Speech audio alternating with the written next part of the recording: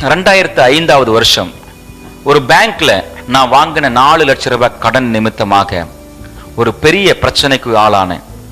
4 லட்சம் ரூபாய் கடன் வாங்கினேன். அதை அடைக்க எனக்கு திராணி இல்லாம போயிருச்சு. அந்த கடன் வட்டியோட சேர்ந்து 7 லட்சம் ரூபாய் கடனாய் மாறிவிட்டது. 7 லட்சம் ரூபாய் கடன், 4 லட்சம் ரூபாய் அசல், 3 லட்சம் ரூபாய் வட்டி. இதனால அடைக்க முடியல.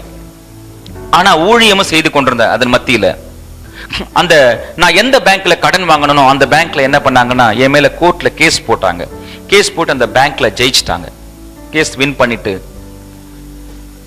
எனக்கு அந்த தீர்ப்பினுடைய பலனை கொடுக்க வந்தாங்க. அதாவது அந்த 4 லட்சம் ரூபாய் கடனை சும்மா வாங்கல, என்னுடைய வீட்டு பத்திரத்தை பேங்க்ல கொடுத்து அந்த வீட்டு பத்திரத்தின் பேர்ல தான் எனக்கு கடன் கொடுத்தாங்க. நான் அந்த கடனை திருப்பி அடைக்க முடியாம போகும்போது அந்த கோர்ட்ல அந்த கேஸ் போட்டு ஜெயிச்சு ஒரு நாள் அந்த பேங்க்ல இருந்து 4 பேர் வந்து இந்த வீடு பேங்க்குக்கு சொந்தமாயிருச்சு, நீங்க எல்லாம் வெளியே போயிருங்கன்னு சொல்லிட்டாங்க. ஒரே நாள் நாங்க எல்லாருமே நடுத்தருக்கு வந்திருப்போம். எங்க வீட்டுல அப்போதைக்கு நான் மட்டும்தாங்க ரட்சிக்கப்பட்டிருந்தேன். வீட்டுல வேற யாரும் ரட்சிக்கப்படல. நான் ஊழியமா செய்து கொண்டிருக்கிறேன், கடன்லயே இருக்கிறேன். போராட்டமான வாழ்க்கையா இருந்துச்சு. எத்தனையோ முறை 40 நாள் உபவாசம், 21 நாள் உபவாசம், 10 நாள் உபவாசமா செய்து கொண்டிருந்தேன். எப்ப நடந்துறீங்களா? 2005 வாங்கின கடன் 2011 வரைக்கும் என் வாழ்க்கையில பிரச்சனையாவே இருந்துச்சு. 6 வருஷம் இதோட போராடி கொண்டிருந்தேன். என்ன செய்யறது தெரியல. எனக்கு தெரிஞ்ச ஒரே வழி உபவாச ஜெபம் பண்ணி பண்ணி சோர்ந்து போயிட்டேன். ஏன்னா எந்த முன்னேற்றமும் ஏற்படல, எந்த ஒரு மாற்றமும் ஏற்படல. வெறுத்து போயிட்டேன். ஒரு குறிப்பிட்ட காலத்துல கர்த்தரையே மறுதலிச்சு போயிடலாமா, பழைய வாழ்க்கைக்கு திரும்ப போயிடலாமா என்று பலவிதமான தாறுமாறான எண்ணங்கள் வந்துச்சு. இன்னொரு பக்கம் இப்படி அசிங்கப்பட்டு வாழறதுக்கு பதிலா ஏன் தற்கொலை செய்து கொள்ளக்கூடாது, ஏன் வாழ்க்கையை முடித்துக் கொள்ளக்கூடாது என்ற எண்ணமும் மனசுக்குள்ள வந்துருச்சு. 2 முறை, உண்மை சொல்ல போனா 2 முறை தற்கொலைக்கு முயற்சியும் பண்ணினேன். ஏன்னா இந்த கடனோட போராட என்னால முடியல. ஆண்டவரை பார்த்து அடிக்கடி கேட்பேன், ஆண்டவரே ஏன் என்ன கைவிட்டீர், ஏன் என்ன கைவிட்டீர், ஏன் எனக்கு உங்களால உதவி செய்ய முடியல, நீங்க உதவி செய்யறது நான் என்ன செய்யணும், நிறைய முறை கேட்டேன். ஆனா கேட்டுட்டு திரும்ப என்ன பண்ணேன், ஜெபம் பண்ணிட்டு இருந்தேன். கடைசியில ஒரு நாள் தான் இப்படி ஆயிடுச்சு. பேங்க்ல இருந்து எல்லாரும் வந்துட்டாங்க, வீட்டை விட்டு வெளியேற சொல்லிட்டாங்க. எங்க வீட்டுல இருக்கிற எல்லாரும் அந்த பேங்க்ல இருந்து வந்த அந்த அதிகாரிகளுடைய அந்த அதிகார இடத்துல பேசி அவங்க இடத்துல கெஞ்சி கொஞ்சம் டைம் கொடுங்க, நாங்க திரும்ப கொடுத்துருவோம் சொன்னாங்க. அதாவது கோர்ட்ல இருந்து ஒரு ஜட்ஜ்மெண்ட் கொடுத்துட்டா, ஒரு தீர்ப்பு கொடுத்துட்டா அதை மாற்ற முடியாது, அதை ஒன்றும் செய்ய முடியாது. ஆனா தீர்ப்பு வந்த பிறகும் கூட அந்த பேங்க்ல இருந்து வந்த அதிகாரிகள் என்ன பண்ணாங்க, 1 வாரம் மட்டும் டைம் கொடுக்குறோம், நீங்க கடனை எல்லாம் திருப்பி கொடுத்துருங்க, இந்த வீட்டை நாங்க எடுத்துக்கொள்ளாம உங்களிடத்துல கொடுத்துறோம் சொன்னாங்க. எப்போ இந்த பேங்க் மேனேஜர் இந்த அதிகாரிகள்லாம் வீட்டுக்கு வந்து வீட்டை ஜப்தி பண்ண வந்தாங்களோ அன்னைக்கு நான் ஒரு ஊழியத்தில் இருக்கிறேன். எனக்கு ஃபோன் வருது, வீட்டை ஜப்தி பண்ண வந்துட்டாங்க, எங்க இருக்கிற, உடனே வீட்டுக்கு வான். என்னால ஊழியமும் சரியா திருப்தியா செய்ய முடியல, வீட்டுக்கும் உடனே வர முடியல, பயமா இருந்துச்சு. அப்புறம் ஒரு வழியா வீட்டுக்கு வரும்போது வீட்டுல எல்லாருமே என்ன திட்டி தீர்த்தாங்க. நீ ஊழியத்தில் இருக்கிறதுனால தான் இப்படிப்பட்ட நிலைமை, நீ கிறிஸ்தவனா மாறினதால தான் இப்படிப்பட்ட நிலைமைன்னு. என்ன மாத்திரமல்ல, என் நிமித்தமா கர்த்தரையும் தூஷணம் பண்ணாங்க. எனக்கும் கேவலம், அதை விட என் நிமித்தமா கர்த்தருடைய நாமமும் தூஷிக்கப்பட்டுச்சு. அப்படிப்பட்ட ஒரு நிலைமையில நான் இருந்தேன். என்னால என்ன பண்றது தெரியல. ஏன்னா ஏற்கனவே எல்லா உபவாச ஜெபத்தையும் பண்ணிட்டேனே, எதுக்கும் பலன் இல்லையே அப்படி நான் நினைச்சு கொண்டிருந்தேன். அப்படிப்பட்ட நேரத்துல இவங்க எல்லாம் திட்டிட்டு வீட்டுக்கு போயிட்டாங்க, அவங்க வீட்டுக்கு போயிட்டாங்க, என்னோட சொந்தக்காரங்கெல்லாம். நான் தனியா உட்கார்ந்து யோசித்து கொண்டிருந்தேன். என்ன யோசித்தேன் தெரியுங்களா? இன்னைக்கு ராத்திரி வாழ்க்கையை முடிச்சுக்கலாம், இன்னைக்கு ராத்திரி நான் தற்கொலை பண்ணிக்கலாம்னு முடிவு பண்ணிட்டேன். இன்னைக்கு ஒரு நாள் மட்டும் பகல் வேலையில இருந்துருவோம், ராத்திரி தற்கொலை பண்ணிக்கலாம் அப்படி நினைச்சிட்டு இருக்கும்போது, அதான் அந்த கடைசி நாள் வாழ போறேன் நான் நினைச்சிட்டு முடிவே பண்ணிட்டேன் தற்கொலை பண்ணிக்கலாம். அந்த நேரத்துல எனக்கு ஒரு போன் கால் வந்துச்சு. நொந்து போய் இருக்கும்போது, ஏண்டா ஊழியத்துக்கு வந்தோம், ஏண்டா ரட்சிக்கப்பட்டோம் அப்படின்லாம் கேள்வி கேட்டேன். கர்த்தர் எனக்கு உதவியே செய்யலையே அப்படின்னு நினைச்சேன். அந்த நேரத்துல எனக்கு ஒரு நண்பர் எனக்கு போன் பண்ணார், ஒரு பாஸ்டர் போன் பண்ணார். போன் பண்ணி என்ன சொன்னார் தெரியுங்களா? பாஸ்டர், இந்த வாரம் ஞாயிற்றுக்கிழமை எங்க சபையில வந்து பிரசங்கம் பண்ணுங்க அப்படின்னு சொன்னார். இந்த வாரம் ஞாயிற்றுக்கிழமை எங்க சபையில வந்து பிரசங்கம் பண்ணுங்க. நான் என்ன நினைச்சேன், கர்த்தர் கொடுக்கிற வாய்ப்பு, கடைசியா ஒரு வேளை பிரசங்கம் பண்ணிட்டு, ஒரே ஒரு முறை பிரசங்கம் பண்ணிட்டு வாழ்க்கையை முடிச்சுக்கலாம்னு சொல்லிட்டு அந்த தற்கொலை முடிவை ஒரு வாரம் தள்ளி வச்சுட்டேன். அந்த ஞாயிற்றுக்கிழமை பிரசங்கம் பண்ணுவோம், அந்த ஞாயிற்றுக்கிழமை நைட்டு தற்கொலை பண்ணிக்கலாம்னு முடிவு பண்ணிட்டேன். அவர் பாஸ்டர் தொடர்ந்து பேசுறாரு. அவர் சொல்லும் போது இந்த முடிவுக்கு வந்துட்டேன். அவர் சொல்றாரு பிரசங்கம் பண்ணுவோம். திரும்பவும் அவர் ஃபோன் பண்ணி, பாஸ்டர் நீங்க ஒரு குறிப்பிட்ட காரியத்துல பிரசங்கம் பண்ணணும்னு சொன்னாரு. நான் கேட்டேன், என்ன காரியத்துல பிரசங்கம் பண்ணணும்? அந்த பாஸ்டர் சொன்னாரு, கடன்ல இருந்து விடுதலை ஆகிறது எப்படி, இதை நீங்க பிரசங்கம் பண்ணணும்னு சொன்னார். எப்படி இருக்கும் யோசிச்சு பாருங்க. நானே அந்த பிரச்சனையில தான் இருக்கிறேன், என்ன பண்றது தெரியல. ஆனாலும் இந்த பாஸ்டர் சொன்னதை என்னால மறுக்க முடியல. சரி பாஸ்டர்னு சொல்லிட்டு நான் பைபிள்ல கற்றுக்கொண்ட காரியத்தெல்லாம் நோட்ஸை எழுதி வச்சிருப்பேன் டைரியில. ஒரு டைரி எடுத்து புரட்டி கொண்டே இருக்கும்போது ஒரு பக்கத்துல ஒரு தலைப்பு இருந்தது, கடனில் இருந்து விடுதலையாவது எப்படி. அந்த தலைப்பின் கீழே ஒரு பிரசங்கத்தை நான் எழுதி வச்சிருந்தேன். அது நான் ஆயத்தம் பண்ணின பிரசங்கம் அல்ல, இன்னொருத்தர் பண்ண பிரசங்கத்தை நான் நோட்ஸ் எடுத்து வச்சிருந்தேன். அதை நான் ஆயத்தம் பண்ணினேன். என்ன பிரசங்கம் தெரியுங்களா? இவ்வளவு நேரம் நான் பிரசங்கம் பண்ணனேன், இதுல ஒரு பகுதி மட்டும் அன்னைக்கு நான் பிரசங்கம் பண்ணேன். தசம பாகத்தை குறிச்சு பிரசங்கம் பண்ணேன். அந்த சபைக்கு அந்த ஞாயிற்றுக்கிழமை போனேன், பிரசங்கம் பண்ணேன். நல்ல மாற்றம் உண்டாச்சு. ஏறக்குறைய 40 குடும்பங்கள் முதல் முறையா கர்த்தருக்கு தசம பாகத்தை செலுத்த போகிறோம், உண்மையா இருக்க போகிறோம் தீர்மானம் எடுத்தாங்க. அந்த சபையில் அது ஒரு பெரிய ஆசீர்வாதமா முடிஞ்சது. சோ அந்த பிரசங்கத்தை முடிச்சுட்டு நான் வீட்டுக்கு திரும்பி வந்து கொண்டிருக்கும் போது பழைய ஞாபகம் வந்துச்சு. வீட்டுக்கு போனா திரும்ப அதே பிரச்சனை, அதே சூழ்நிலை. பஸ்ல தான் வந்து கொண்டிருந்தேன். அந்த பஸ்ல வரும்போதே ஆண்டவரை பார்த்து கேட்டேன், ஆண்டவரே எனக்கு எப்ப விடுதலை கிடைக்கும், என்ன எப்ப விடுதலை ஆக்குவீங்க அப்படின்னு கேட்டுக்கொண்டு அழுது கொண்டே வந்தேன். அப்போ அந்த நேரத்துல ஆண்டவர் பேசின ஒரு வார்த்தை, ஆண்டவர் பேசின ஒரு காரியம் துல்லியமா எனக்கு கேட்டுச்சு, ரொம்ப தெளிவா என் மனசுல கேட்டுச்சு. என்ன தெரியுங்களா ஆண்டவர் பேசினாரு? மேஷாக், நீ பிரசங்கம் பண்ண காரியத்துக்கு இன்னும் நீயே கீழ்ப்படியலன்னு சொன்னார். தெளிவா அந்த வார்த்தை எனக்கு கேட்டுச்சுங்க. எந்த காரியத்தை குறித்து நீ பிரசங்கம் பண்ணியோ அதற்கு நீ இன்னும் கீழ்ப்படியல. அப்பதான் எனக்கு புரிஞ்சுது. ஒரு வசன ஞாபகம் வந்துச்சு, லூக்கா 6:46. என்னை ஆண்டவரே ஆண்டவரே என்று சொல்லியும் நான் சொல்லுகிறபடி நீங்கள் செய்யாமற் போகிறது என்ன? அப்பதான் புரிஞ்சுது, கடன்ல இருந்து விடுதலை ஆவறதுக்கு மாத்திரமல்ல, என்னை உயர்த்துவதற்கும் விடுவித்து உயர்த்துவதற்கு ஏற்கனவே வழியை கர்த்தர் பைபிள்ல எழுதி வச்சிருக்கும் போது அந்த வழியை நான் செயல்படுத்தாம அதற்கு கீழ்ப்படியாம ஆண்டவரே ஆண்டவரேன்னு ஜெபம் பண்ணி என்ன பிரயோஜனங்க? அப்பதான் புரிஞ்சுது. வீட்டுக்கு வந்தேன், ஆண்டவர் இடத்துல மன்னிப்பு கேட்டேன். ஆண்டவரே, உங்க வார்த்தைக்கு இதுவரை கீழ்ப்படியாம இருந்தேன், என்ன மன்னிச்சிருங்க, எனக்கு ஒரு வாய்ப்பு கொடுங்க. அப்படி கேட்டேன், ஆண்டவரே எனக்கு ஒரு வாய்ப்பு கொடுங்க, இன்னையிலிருந்து நான் உண்மையா இருக்கிறேன். எப்ப இந்த தீர்மானம் எடுக்கிறேன், எல்லாம் முடிஞ்சு போச்சு, பேங்க்ல இருந்து ஆர்டர் வந்துருச்சு, ஜப்தி பண்றது ஒரு வாரம் மட்டும் நிறுத்தி வச்சிருக்காங்க. ஆனா தீர்மானம் எடுத்தேன். தீர்மானம் எடுத்த அன்னைக்கு கர்த்தர் ஒரு மாற்றத்தை ஏற்படுத்தினார். அதுக்குள்ள ஒரு வாரம் ஆயிடுச்சு இல்லைங்களா?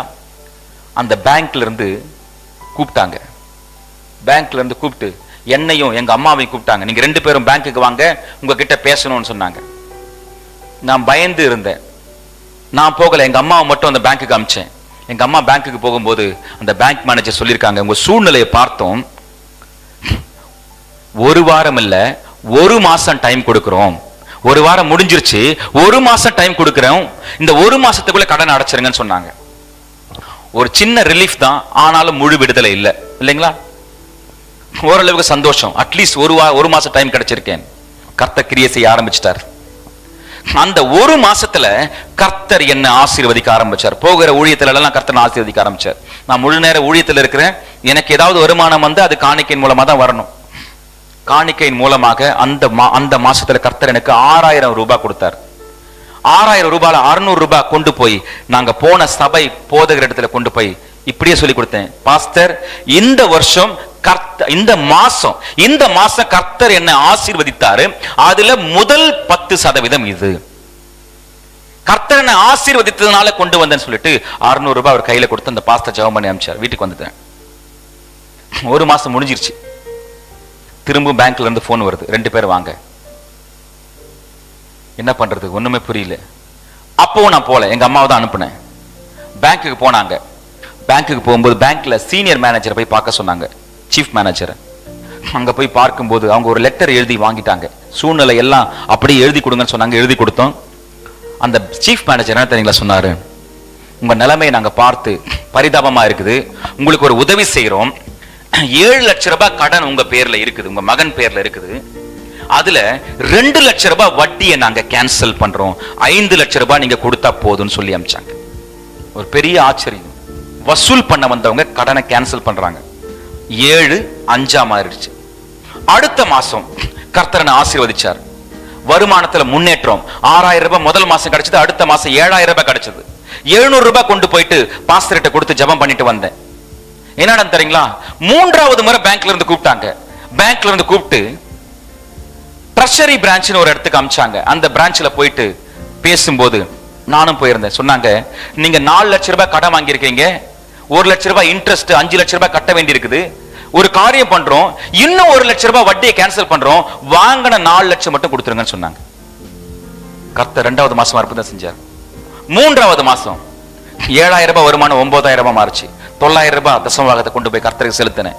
என்ன நடந்து தெரியுங்களா, பேங்க்ல இருந்து போனே வரல. பேங்க்ல இருந்து திரும்ப போன் பண்ணுவாங்க, இன்னும் 2 லட்சம் ரூபாய் குறைப்பாங்க நான் எதிர்பார்த்தேன். பேங்க்ல இருந்து போனே வரல. அதுக்கு பதிலா என்னுடைய நண்பர் ஒருத்தர்கிட்ட இருந்து போன் வந்துச்சு. போன் வந்து அவர் சொன்னாரு, உன்னுடைய நிலைமைய நான் ஒருத்தர்கிட்ட சொல்லியிருக்கிறேன், நீ அவரை போய் பாரு, அவர் உனக்கு உதவி செய்வார்னு சொன்னார். நானும் என் நண்பருடைய பேச்சை கேட்டு அவருடைய நண்பரை போய் சந்திச்சேன். அங்க போய் சந்திக்கும் போது அவங்க என் நிலைமையெல்லாம் கேட்டுட்டு என்கிட்ட ஒரு கவர் எடுத்து கொடுத்தாங்க. ஒரே ஒரு கவர், ஒரு என்வெலப் கொடுத்தாங்க. ரொம்ப சின்னதா இருந்துச்சு. அவங்க என் நிலைமையெல்லாம் கேட்டாங்க, ஒரு கவர் கொடுக்குறாங்க.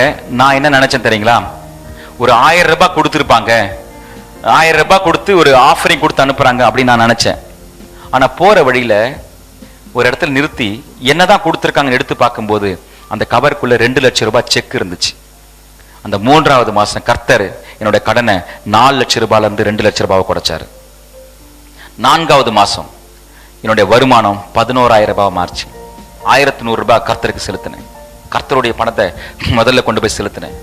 4வது மாசம் என்ன நடந்தது தெரியுங்களா, எப்பவுமே நான் உதவி செய்யற ஒரு பாஸ்டர் குடும்பம் எப்பவுமே ரொம்ப பரிதாபமான நிலைமையில இருந்தாங்க, ரொம்ப ஏழ்மையில இருந்தாங்க. எப்பவுமே நான் அவங்களுக்கு உதவி செய்வேன். அப்படிப்பட்ட ஒரு பாஸ்டர் குடும்பம், அந்த குடும்பத்துக்கு எப்போ ஒரு முறை ஒரு சின்ன உதவி செஞ்சிருக்கிறேன். அதே குடும்பத்தில இருந்து அந்த பாஸ்டர் என்ன திரும்ப போன் பண்ணி கூப்பிட்டாரு. மேஷாக்கு எங்க வீட்டுக்கு வர முடியுமான்னு கேட்டார். நான் அவங்க வீட்டுக்கு போனேன். நான் என்ன நினைச்சிட்டு போனேன், எப்பவுமே நம்ம தானே உதவி செய்வோம், இப்போ நம்ம இடத்துல உதவி கேட்க தான் என்ன கூப்பிடுறாரு நினைச்சிட்டு போனேன்.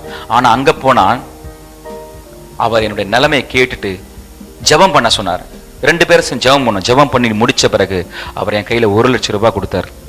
1 லட்சம் ரூபாய் கொடுத்து சொன்னாரு, நான் கேட்டேன், பிரதர் எப்படி உங்களுக்கு 1 லட்சம் ரூபாய் கிடைச்சது, 100 ரூபாய் கூட உங்ககிட்ட இருக்காது. அதை கேட்கல, எப்படி 1 லட்சம் ரூபாய் கிடைச்சதுன்னு கேட்டேன். அவர் சொன்னாரு, எங்களோட வீடு ஒண்ணு வித்துச்சு, நாங்க 4 பேர் அண்ணன் தம்பி, 4 பேருக்கும் அந்த வீடு வித்த காசை ஈக்குவலா பிரிச்சு கொடுத்தாங்க. அதுல என்னுடைய ஷேர்ல இருந்து உனக்கு இதை கொடுக்கணும்னு கர்த்தர் சொன்னார், அதனால கொடுக்குறேன். அடுத்த மாசம் 2 லட்சம் ரூபாய் 1 லட்சம் ரூபாய் குறைஞ்சது. கடைசி மாசம் என்னுடைய உறவினர் ஒருத்தங்க, அவங்க ரட்சிக்கப்படவே இல்லை, ரட்சிக்கப்படாத ஒரு சகோதரி என்னுடைய சூழ்நிலை கேள்விப்பட்டு அவங்க 1 லட்சம் ரூபாய் வாங்கிட்டு வந்து வீட்டுல கொடுத்தாங்க. அப்படி வாங்கிட்டு வந்து அந்த கடனை ஃபுல்லா செட்டில் பண்ணி வீட்டு பத்திரத்தை மீட்க கர்த்தர் உதவி செஞ்சார். இந்த ஒவ்வொரு மாசமும் நான் கடனை அடைக்க எந்த முயற்சியும் எடுத்தேன்னு சொல்றதை விட கடன் அடைக்க கர்த்தர் தான் 100% செயல்பட்டார் தான் நான் சொல்ல முடியும். ஏன்னா ஒவ்வொரு மாசமும் மனுஷர்களை எனக்கு சாதகமாக கர்த்தர் திருப்பினார். மனுஷர் தயவை எனக்கு உண்டாக்க செய்தார். மனுஷர் மூலமாக என்னை ஆசீர்வதித்தார். எதெல்லாம் நடக்காதுன்னு நினைச்சனோ அதெல்லாம் நடக்க வச்சார். இப்படி என் வாழ்க்கையில 7 லட்சம் ரூபாய் கடன் இருந்து கர்த்தர் எனக்கு விடுதலை கொடுத்தாரு. அதனால தான் நான் தைரியமா சொல்றேன், என்னை விடுவித்த கர்த்தர் உங்களை விடுவிக்க முடியும். என்னை விடுவிச்சது மாத்திரமல்ல, அதுக்கப்புறம் தாங்க ஊழியத்துல ஒரு பெருக்கம் உண்டாச்சு. நான் செய்கிற ஊழியம் தமிழ்நாட்டில் நிறைய மாவட்டம் 16 மாவட்டங்களில் பெருக ஆரம்பிச்சது. அந்த ஊழியத்துக்கு நிறைய உதவிகள் கிடைச்சது. ஆண்டவருடைய கிருபையில தொடர்ந்து என்ன நடந்து தெரியுங்களா, அடுத்த வருஷம் ஆண்டவர் ஸ்ரீலங்கா தேசத்துல இந்த ஊழியத்தை செய்ய வாய்ப்பு கொடுத்தார். மலேசிய தேசத்துல இந்த ஊழியத்தை செய்ய வாய்ப்பு கொடுத்தார். நாளுக்கு நாள் ஊழியத்துல பெருக்கம் உண்டாக்கி கொண்டே இருக்கிறது. காரணம், நிறைய பேருக்கு முதல்ல எனக்கே ஆசீர்வாதமா நான் இல்ல, என்னுடைய குடும்பத்துக்கே நான் ஆசீர்வாதமா இல்ல, அப்படிப்பட்ட நிலைமையில இருந்த என்ன இன்னைக்கு கர்த்தர் அநேகருக்கு ஆசீர்வாதமா மாத்திருக்கிறார். ஆதியாகமம் 12:2 ஆண்டவர் ஆபிரகாமுக்கு என்ன வாக்கு பண்ணினாரோ அந்த வாக்குறுதி என் வாழ்க்கையில் நிறைவேற்றி வருகிறார். ஆபிரகாம் எப்படி கீழ்ப்படிந்தாரோ அப்படியே என்னையும் கீழ்ப்படிய வைத்திருக்கிறார். இதுல முழுக்க முழுக்க நான் ஆசீர்வதிக்கப்பட்டிருப்பதற்கு முழுக்க முழுக்க கர்த்தர் மட்டுமே காரணம். 1% கூட நான் காரணம் இல்லை. ஏன்னா இது முழுக்க முழுக்க கர்த்தருடைய கிருபை. அவரே என்னை விடுவித்தார், அவரே ஆசீர்வதித்தார், அவரே உயர்த்தி கொண்டு வருகிறார்.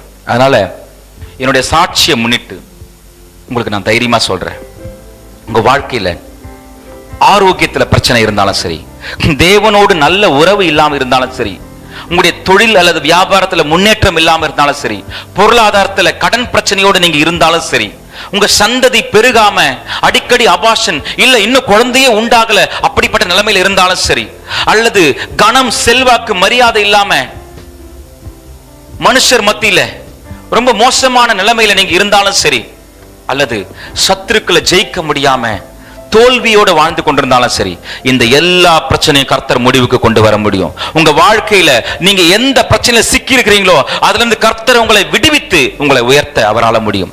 கர்த்தர் விடுவிக்கிறவர் மாத்திரமல்ல, விடுவித்து உயர்த்துகிறவர். என் வாழ்க்கையை நான் சாட்சியா வச்சு சொல்றேன், என்னை விடுவித்து உயர்த்தின கர்த்தர், என்னை விடுவித்து ஆசீர்வதித்த கர்த்தர் உங்களையும் ஆசீர்வதிக்க முடியும். அதனால கடைசியா நம்ம எல்லாரும் சேர்ந்து இப்ப ஜெபிக்க போகிறோம். வெறுமனே ஏதோ கடமைக்காக ஜெபிக்க வேண்டாம். ஒரு தீர்மானத்தோட நம்ம ஜெபம். எல்லாரும் கண்களை மூடி நம்ம ஜெபம் பண்ணுவோம். ஒரு தீர்மானத்தை நம்ம எடுப்போம்.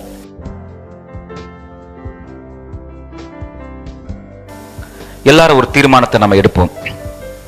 இந்த வார்த்தைகள் உங்களோடு பேசி இருந்தா, கர்த்தர் உங்களோடு இந்த வார்த்தைகள் மூலமாய் பேசி இருந்தா, என்னை விடுவித்த கர்த்தர் என்னுடைய வாழ்க்கையில கர்த்தருக்கு முதலிடம் கொடுப்பது எப்படி, கர்த்தருக்குரியதை கர்த்தருக்கு செலுத்துவது எப்படி என்பதை கற்றுக் கொடுத்து கீழ்ப்படியவும் பலன் தந்த கர்த்தர் உங்களுக்கும் உதவி செய்வார் என்பதை நீங்க நினைச்சா, என்னை போலவே நீங்க கடன் பிரச்சனையில சிக்கி இருக்கலாம், அல்லது வியாதியோடு போராடி கொண்டிருக்கலாம், அல்லது சத்துருக்களோடு போராடி கொண்டிருக்கலாம், அல்லது சந்ததி பெருகாம இருக்கலாம், தேவனோடு சரியான உறவு இல்லாம இருக்கலாம். எப்படிப்பட்ட பிரச்சனையா இருந்தாலும் சரி, ஆண்டவர் உங்களுக்கு உதவி செய்ய வல்லவரா இருக்கிறார். எனக்கு உதவி செய்தவர் உங்களுக்கும் உதவி செய்வார் என்று நினைத்தா கண்களை மூடி நம்ம ஜெபம் பண்ணுவோம். எங்களை நேசிக்கிற அன்பு தகப்பனே, எங்கள் ஆண்டவராகிய இயேசு கிறிஸ்துவின் நாமத்தினாலே உம்முடைய பிள்ளைகளாகிய நாங்கள் ஒருமனப்பட்டு ஜெபிக்கிறோம்ப்பா. அப்பா, உம்முடைய ஆசீர்வாதத்தை குறித்து அது எங்களுடைய கிரியை அல்ல, உம்முடைய கிருபை. ஆசீர்வாதத்தை நாங்கள் சம்பாதிக்க முடியாது, நன்றியோடு பெற்றுக்கொள்ளத்தான் முடியும். ஆசீர்வாதத்தை நீங்க கிருபையினால தான் கொடுக்கிறீங்க. அதை பெற்றுக்கொண்ட நாங்க அதை அனுபவித்து உமக்கு சாட்சியாய் வாழ வேண்டும். அதை பெற்றுக்கொண்ட நாங்க உமக்குரியதை உமக்கே செலுத்தி, தசம பாகத்தை உமக்கு திரும்பவும் கொண்டு வந்து செலுத்தி, அதுல உண்மையா இருக்கும்போது ஆசீர்வாதத்தை தொடர்ந்து காப்பாற்றிக் கொள்ள முடியும், அதுல நிலைத்திருக்க முடியும் என்பதை கற்றுக் கொடுத்து நன்றி செலுத்துகிறோம். என்னுடைய வாழ்க்கையில நான் சிக்கியிருந்த கடன் பிரச்சனையிலிருந்து கர்த்தரே என்னை விடுவித்து ஆசீர்வதித்து அநேகருக்கு ஆசீர்வாதமாய் மாற்றினது போல, இந்த வசனத்தை கேட்டுக்கொண்டிருக்கிற, இந்த பிரசங்கத்தை கேட்ட ஒவ்வொருடைய வாழ்க்கையிலும் கர்த்தர் விடுதலையையும் உயர்வையும் தரும்படியாய் ஜெபிக்கிறேன்ப்பா. தேவகரம் இவளை தொட்டு ஆசீர்வதிப்பதாக. எந்த பகுதியில இவங்க கட்டப்பட்டிருக்கிறாங்களோ அந்த பகுதியில கர்த்தர் விடுதலையை தருவீராக. எந்த பகுதியில இவங்களுக்கு உயர்வு தேவைப்படுகிறதோ அந்த பகுதியில கர்த்தர் இவளை உயர்த்துவீராக. எல்லா விதத்திலும் ஆசீர்வதிக்கப்பட்டு இவர்கள் கர்த்தருடைய மேய்ச்சலின் ஆடுகள் என்று உலகத்தார் சொல்லி உம்முடைய ஆசீர்வாதத்தின் நிமித்தமாக, எங்க வாழ்க்கையில வெளிப்படுகிற உம்முடைய ஆசீர்வாதத்தின் நிமித்தமாக உமக்கு மகிமை வர வேண்டும் என்பதை நாங்கள் விரும்புகிறோம். அப்பா, எங்களை ஆசீர்வதித்து நீங்க மகிமைப்படுங்க, பலப்படுத்துங்க, காத்துக்கொள்ளுங்க, வழி நடத்துங்க ராஜா. ஆண்டவரே, இந்த சத்தியம் இந்த உலகம் எங்கிலும் புறப்பட்டு போக, அநேகருக்கு ஆசீர்வாதமாய் மாற, அநேகருடைய வாழ்க்கையில விடுதலையும் உயர்வையும் கொண்டு வரும்படி நாங்கள் எல்லாரும் ஒருமனப்பட்டு ஜெபிக்கிறோம். கர்த்தர் உதவி செய்வீராக, கிரியை செய்வீராக. உம்முடைய கிருபையினாலே எங்களை ரட்சித்தீர், கிருபையினாலேயே வாழ வைக்கிறீர். உம்முடைய கிருபைக்காக நன்றி செலுத்துகிறோம். பலப்படுத்தும், காத்துக்கொள்ளும்படி நடத்தும். ஆண்டவரும் இரட்சகரும் ஆகிய இயேசு கிறிஸ்துவின் நாமத்தினாலே ஒருமனப்பட்டு ஜெபிக்கிறோம் நல்ல பிதாவே, ஆமென்.